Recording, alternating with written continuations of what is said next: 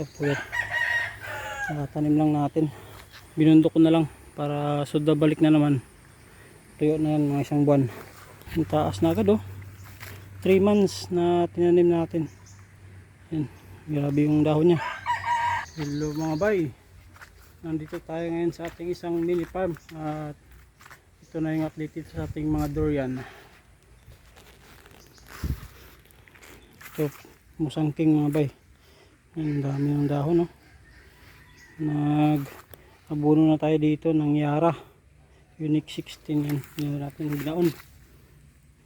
Kasi nagbabaha dito yung tubig para hindi ma-anod. Ang ganda na ng dahon musangking. Ang dami na. Tapos ito, puyat. Kapal na yung dahon. Nag-spray na din pala tayo ngayon ng insecticide tsaka foliar. Yan ito, musangking. Ang ganda ng tubo Ito may ano na naman, bagong dahon. Tapos ito mga bayo. Ano na to? Sanga. Yan. Palabas na yan. Tapos dito pinutol ulit natin yung mga gabi. Ito huling tanim natin ito mga bay nung nakarang punta natin. Ano pa lang to, isang buwan. Nagpa-plasing na naman siya Yan, bagong tanim natin ngayon. Nakadalawang tanim tayo ngayon. Ito, puyat. Ang ganda mga pa-plasing na naman. Dito lang natin tingnan ito sana. Yan, kahon. Ganda. Tapos dito medyo tuyo na mga bay. Yun. Binungkan natin tapos pinabundok ng lupa. Ito po yan. Nakatanim lang natin. Tapos dyan mga bay medyo ano pa talaga, basa. Kasi ano, kakatanim lang ng palay dito. Yan, nagpapatubig. Kaya maraming tubig dito ngayon. Basa pa dito. Kaya yun, binundo ko na lang para suda balik na naman. Tuyo na yan mga isang buwan. Pwede nating taniman.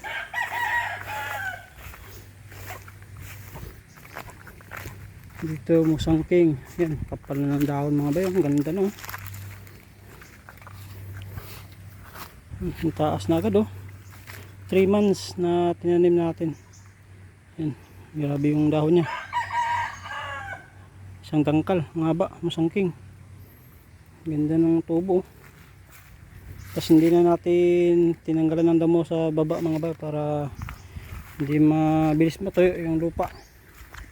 Tapos dito isa, nagtanim din tayo. Dalawang puno lang yung natanim natin ngayon. Ang puyat. Nililit pa ng mga seedling na hindi natanim kasi hindi makabuylo mga bay. Pero yan, natanim natin. Makabuylo na yan. Doon, dito, balak ko pa sana magtanim kaso matubig dyan.